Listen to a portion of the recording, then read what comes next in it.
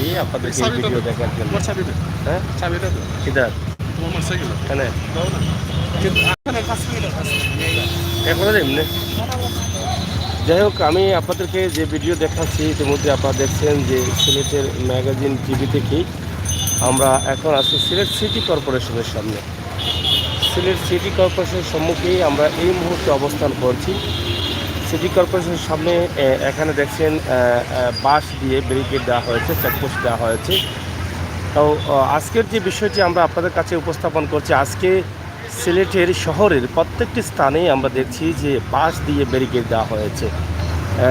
কমপক্ষে প্রায় সিলেট সিটি কর্পোরেশনের ভিতরেই প্রায় 15টি স্থানে এরকম করা হয়েছে। তো আজকের লকডাউনটি যদিও সিলেট শহরে তেমন মানুষ দেখা যায়নি, আপনারা দেখছেন যে তেমন পরিমাণ মানুষ নেই, কিন্তু কিছুটা গাড়ি গুরু চলাফেরা করছে, অনেক রিক্সা রয়েছে ছোটো পিক আপ মানে ভ্যান কাভার, এবং রয়েছে সিএনজি রিক্সা। এইগুলো কিন্তু অনেক যানজট সৃষ্টি করছে, আপনারা দেখেন। তো আমরা সিলেটের ম্যাগাজিন টিভি থেকে প্রতিদিনই সিলেটের লকডাউনের অবস্থা এবং পরিস্থিতি আপনাদের কাছে তুলে ধরছি। সেই ধারাবাহিকতায় আজকের এই ভিডিও সিলেট সিটি কর্পোরেশনের সম্মুখ থেকে আমরা আপনাদের কাছে উপস্থাপন করছি। আপনারা দেখছেন আমাদের আজকের এই ভিডিও। আশা করি আপনারা যারা আছেন দেশে বিদেশে সবাই এই ভিডিওটি উপভোগ করবেন এবং আপনাদের মতামত কমেন্ট বক্সে লিখবেন।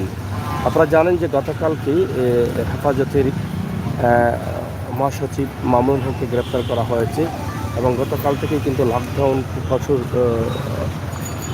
করা হয়েছে, অনেক বেশি।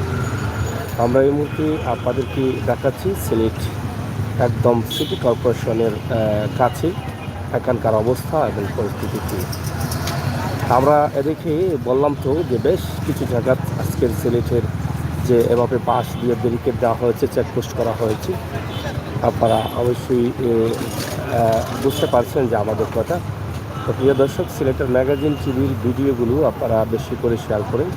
সিলেটের ইতিহাস, ঐতিহ্য, সৌন্দর্য, বিনোদন, খবরাখবর সহ সব ধরনের তথ্যভিত্তিক নিউজ আপনারা উপভোগ করেন। সেই প্রত্যাশা, সেই আশা, সেই দাবি আপনাদের কাছে রাখছি। সিলেটের ম্যাগাজিন টিভি যারা এখানে সাবস্ক্রাইব করেন নাই, আপনারা একটু সাবস্ক্রাইব করবেন, বেল আইকনে টিপ দিয়ে রাখবেন যাতে সকল খবরাখবর সবার আগে উপভোগ করতে পারেন। প্রিয় দর্শক, সিলেটের ম্যাগাজিন টিভি থেকে আমি আমির সাগর সবসময় আপনাদের সাথে আছি এবং আপনাদের ভালোবাসা নিয়ে আমি কাজ করে যাচ্ছি। সেই সুবাদে, সেই ধারাবাহিকতায় আজকের সিলেটের অবস্থা এবং পরিস্থিতি আমরা হাসান মার্কেটের সম্মুখে এবং একদম সিটি কর্পোরেশনের সম্মুখে আমরা আছি। কেদা খবর? গাড়ি নেয়নি? গাড়ি কইবি? গাড়ি উঠলি আবার আজকে ছবি করতে।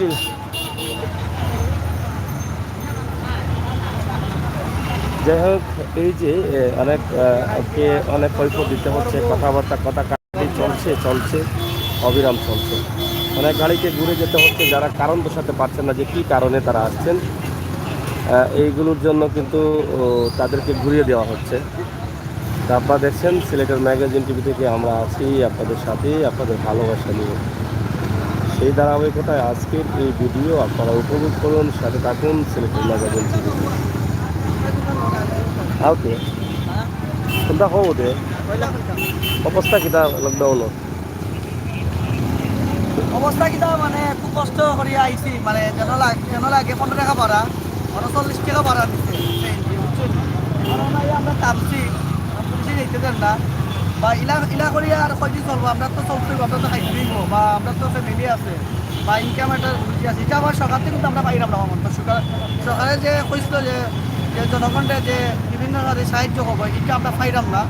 আর আমরা কোনো সাপোর্ট পাইলাম না, সরকারের মাত্র কোনো সাপোর্ট পাইলাম না, কারণ কিন্তু আমরা খুব কষ্ট আছি এই কয়দিনে। বা ফ্যামিলি চালানি বা একটা যে রোজা মাসের একটা যে ইনকামটা আপনার আছে না।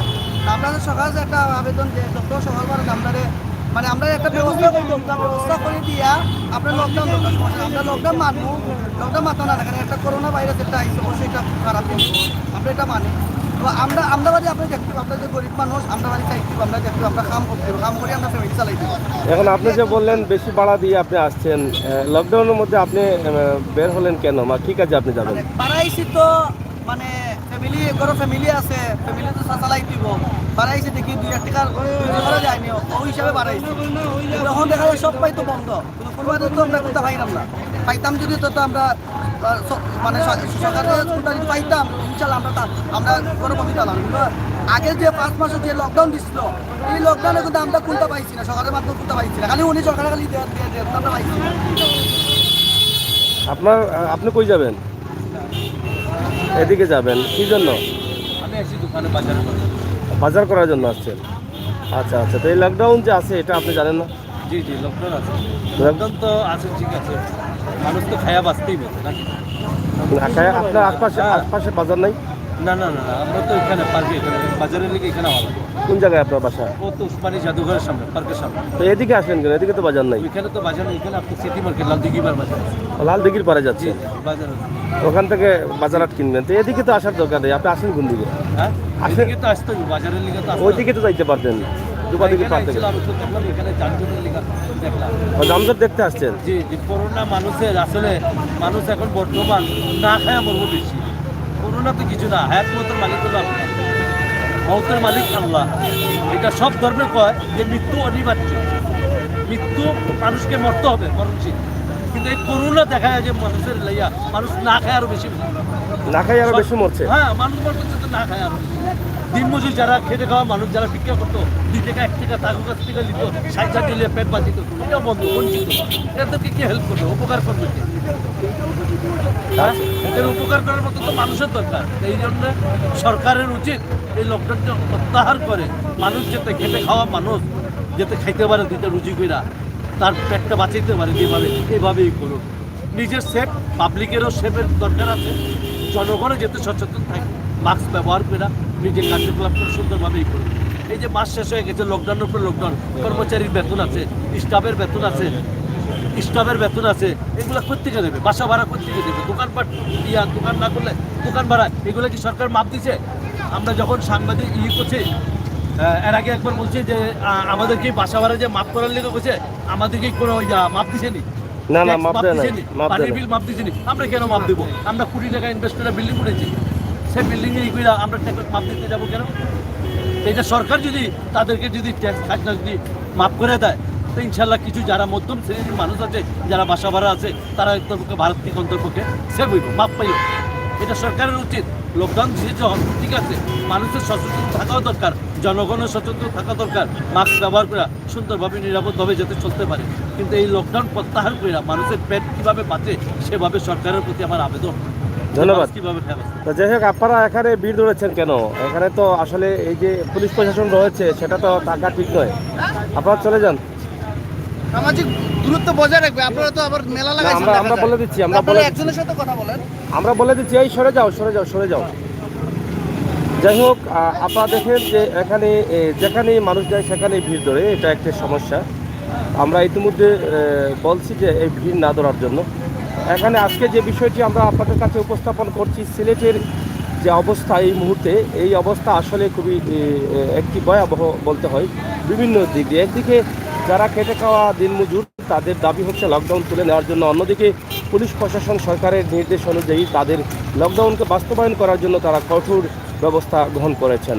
তো এই সিলেটের অবস্থা এবং পরিস্থিতি আজকে আমরা তুলে দিচ্ছি। এই মুহূর্তে আমরা আছি সিলেটের বন্দর বাজার সিটি কর্পোরেশনের সম্মুখে। এখান থেকেই আমরা আপনাদের জন্য এই ভিডিওটি তৈরি করছি। তা আশা করি আপনারা দেশে বিদেশে যারা আছেন অবশ্যই আপনাদের মতামত আমাদের কমেন্ট বক্সে লিখবেন। সেই প্রত্যাশা, সেই দাবি আমরা রাখছি। সিলেটের সিটি কর্পোরেশনের সম্মুখে এই মুহূর্তে আমরা আছি। সিলেটের আরও কিছু দৃশ্য, আরও কিছু অবস্থান আমরা আপনাদের কাছে উপস্থাপন করার চেষ্টা করব। অবশ্যই আপনারা সিলেটের ম্যাগাজিন টিভির সাথে থাকবেন, সেই প্রত্যাশা, সেই দাবি আমরা আপনাদের কাছে সবসময় করে থাকি। আপনারা সাবস্ক্রাইব করবেন, বেল আইকনে টিপ দিয়ে রাখবেন। সিলেটের ইতিহাস, ঐতিহ্য, সৌন্দর্য, বিনোদন, খবর সহ সব ধরনের তথ্যভিত্তিক নিউজ উপভোগ করবেন। ভাইজান, এটা কোন জায়গা, কোন এলাকা? হ্যাঁ, হেফাজতের যে মিছিল করবে কাল দেখার। যাই হোক, এটা হচ্ছে সিলেটের মূল প্রাণকেন্দ্র বন্দর বাজার। হাসন মার্কেটের সম্মুখে এবং সিলেট সিটি কর্পোরেশনের ভবনের সম্মুখে এবং কুদরতুল্লাহ মসজিদ, এই এলাকায় আমরা এখন অবস্থান করছি।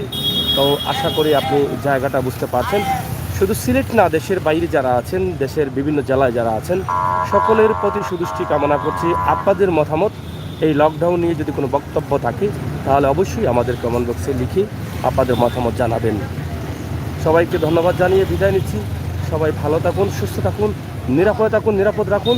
আর আমাদের পরবর্তী ভিডিওগুলো উপভোগ করার জন্য চ্যানেলটি সাবস্ক্রাইব করুন।